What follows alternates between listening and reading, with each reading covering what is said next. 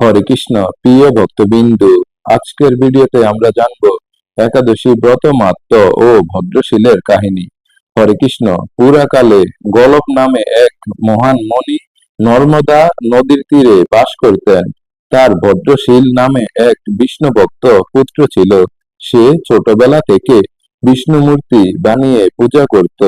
বালক হয়েও লোককে বিষ্ণু পূজার উপদেশ ও একাদশী পালন করতে নির্দেশ দিত, নিজেও পালন করত। পিতা একদিন জিজ্ঞাসা করেন, আচ্ছা ভদ্রশীল, তুমি অতি ভাগ্যবান, তুমি বলো তো রোজ শ্রীহরির পূজা করা, একাদশী তিথি পালন করা, এরূপ ভক্তি কিভাবে তোমার উদয় হলো? উত্তরে ভদ্রশীল বলতে লাগলো, বাবা, আমি পূর্বজন্মের কথা বলিনি। আগের জন্মে জমপুরীতে গিয়েছিলাম। সেখানে যমরাজ আমাকে এ বিষয়ে উপদেশ করেছিলেন। পিতা অত্যন্ত বিস্মিত হয়ে বললেন, ভদ্রশীল, তুমি পূর্বে কে ছিলে? যমরাজ তোমাকে কি বলেছিল? সবকিছুই আমাকে বলো। ভদ্রশীল বলল, পূর্বে চন্দ্রবংশের এক রাজা ছিলাম। তখন আমার নাম ছিল ধর্মকীর্তি। ভগবান দত্তাত্রেয় আমার গুরু ছিলেন। ৯,০০০ বছর আমি পৃথিবী শাসন করেছিলাম, বহু ধর্মকর্ম করেছিলাম। পরে যখন আমার অনেক ধন সম্পদ হলো, তখন আমি পাগলের মতো অধর্ম করতে লাগলাম। কতগুলো পাষণ্ড ব্যক্তির সঙ্গে আলাপ করতাম, আর কেবল কথা আলাপের ফলেই আমার বহুদিনের অর্জিত পুণ্য নষ্ট হয়ে গেল। আমিও পাষণ্ডী হয়ে গেলাম। তাদের কুযুক্তি নিয়ে যাগযজ্ঞ আদি পুণ্যকর্ম বাদ দিলাম। ফলে আমার সব প্রজারাও অধর্ম করতে লাগলো। প্রজাদের প্রত্যেকের অধর্মের ৬ ভাগের ১ ভাগ রাজাকেই গ্রহণ করতে হয়। তারপর একদিন আমি সৈন্যদের সঙ্গে বনে মৃগয়া করতে গেলাম, বহু পশু বধ করলাম। তারপর আমি ক্ষুধা তৃষ্ণায় কাতর ও ক্লান্ত হয়ে রেবা নদীর তীরে গেলাম। প্রখর রোদে তপ্ত হয়ে নদীতে স্নান করলাম, কিন্তু তারপর আমার কোনো সেনাকে দেখতে না পেয়ে চিন্তিত ও অতিশয় ক্ষুধার্ত হলাম। অন্ধকার হয়ে এলো, আমি পথ ঠিক করতে পারলাম না। তারপর এক জায়গায় গিয়ে কয়েকজন তীর্থবাসীকে দেখলাম। জানলাম তারা একাদশী ব্রত করছে। তারা সারাদিন কিছু খায়নি, জল পান পর্যন্ত করেনি। আমি তাদের সঙ্গে পরে রাত্রি জাগরণ করলাম, কিন্তু ক্লান্তি, ক্ষুধা, পিপাসায় কাতর হয়ে রাত্রি জাগরণের পর আমার মৃত্যু হলো। তখন দেখলাম বড় বড় দাঁত বিশিষ্ট দুজন ভয়ঙ্কর যমদূত এসে আমাকে দড়ি দিয়ে বাঁধলো, আর ক্লেশময় পথ দিয়ে আমাকে টেনে নিয়ে চললো। তারপর জমপুরীতে পৌঁছালাম। যমরাজও দেখতে তখন ভয়ঙ্কর।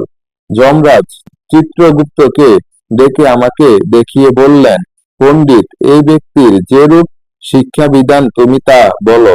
চিত্রগুপ্ত কিছুক্ষণ বিচার করে ধর্মরাজ যমকে বললেন, হে ধর্মপাল, এই ব্যক্তি পাপকর্মে রত ছিল সত্য, কিন্তু তবুও একাদশীর উপবাসের জন্য সমস্ত পাপ থেকে মুক্ত হয়েছে। তীর্থবাস ও রাত্রি জাগরণও করেছে, তাই ওর সব পাপ নষ্ট হয়েছে। চিত্রগুপ্ত এই কথা বললে যমরাজ খুব চমকে উঠলেন। তিনি ভয়ে কাঁপতে কাঁপতে ভূমিতে দণ্ডবত প্রণাম জানিয়ে আমাকে পূজা করতে লাগলেন। তারপর তার দূতদের আহ্বান করে বলতে লাগলেন, হে দূতগণ, তোমরা ভালো করে আমার কথা শোনো। তোমাদের মঙ্গলজনক কথা আমি বলছি।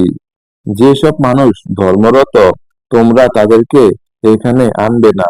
যারা শ্রীহরির ভক্ত, পবিত্র, একাদশী ব্রত পরায়ণ, জিতেন্দ্রিয় এবং যাদের মুখে সর্বদা হে নারায়ণ, হে গোবিন্দ, হে কৃষ্ণ, হে হরি উচ্চারিত হয়, যারা সকল লোকের হিতকারী ও শান্তিপ্রিয়, তাদেরকে তোমরা দূর থেকেই পরিত্যাগ করবে, কারণ সেই সব ব্যক্তিকে আমার শিক্ষা দেবার অধিকার নেই। যারা সর্বদা হরিনামে আসক্ত, সর্বদা হরিকথা শ্রবণে আগ্রহী, যারা পাষণ্ডগণের সঙ্গ করে না, ভক্তদের শ্রদ্ধা করে, সাধু সেবা, অতিথি সেবা পরায়ণ, তাদেরকে পরিত্যাগ করবে।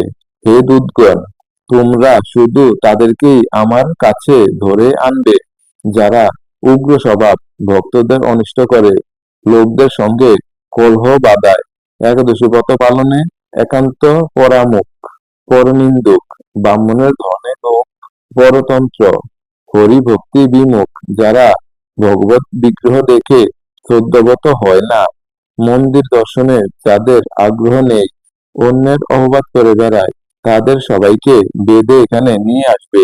যমরাজের মুখে এসব কথা শুনে আমি আমার পাপকর্মের জন্য অত্যন্ত অনুশোচনা করতে থাকি। তারপর আমি সূর্যের মতো উজ্জ্বল দেহ লাভ করলাম। একটি দিব্য বিমানে চড়িয়ে আমাকে যমরাজ দিব্যলোকে পাঠিয়ে দিলেন। কোটিকল্প সেখানে অবস্থান করার পর ইন্দ্রলোক স্বর্গে নেমে আসি। সেখানে বহুকাল যাবৎ অবস্থান করার পর এই পৃথিবীতে এসে সদাচারী মহান ব্রাহ্মণকুলে জন্মগ্রহণ করেছি। আমার জাতি সত্তা হেতু এসব ঘটনা আমার হৃদয়ে জাগ্রত আছে। আমি পূর্বে একাদশী ব্রত মাহাত্ম্য জানতাম না। অনিচ্ছাকৃত ভাবে যখন একাদশী পালনে এত ফল লাভ করেছি, তাহলে ভক্তি সহকারে একাদশী ব্রত উপবাস করলে কি প্রকার ফল লাভ হয় তা জানি না। তাই বৈকুণ্ঠ ধামে ফিরে যাওয়ার ইচ্ছায় আমি পবিত্র একাদশী ব্রত ও প্রতিদিন বিষ্ণু পূজা করব এবং অন্যদেরও এসব পালন করতে উৎসাহী করব। পুত্রের কথা শুনে গালকমণি অতি সন্তুষ্ট হয়ে ভাবলেন, আমার বংশে এই পরম বিষ্ণু ভক্তের জন্ম হয়েছে, তাই আমার জন্ম সফল, আমার বংশ পবিত্র হলো। প্রিয় ভক্তবিন্দু, নারায়ণ নামের অলৌকিক শক্তি জানতে চান তাহলে আই বাটনে দেওয়া ভিডিওটি দেখুন। হরে কৃষ্ণ। ভিডিওটি ভালো লাগলে লাইক, শেয়ার ও চ্যানেলটি সাবস্ক্রাইব করতে ভুলবেন না। এই ধরনের ভিডিও বানাতে আমাদের অনেক পরিশ্রম করতে হয়, তাই চ্যানেলটি সাবস্ক্রাইব করুন। সকলের জীবনে শ্রী শ্রী রাধাকৃষ্ণের অশেষ কৃপা বর্ষিত হোক। হরে কৃষ্ণ। রাধে রাধে।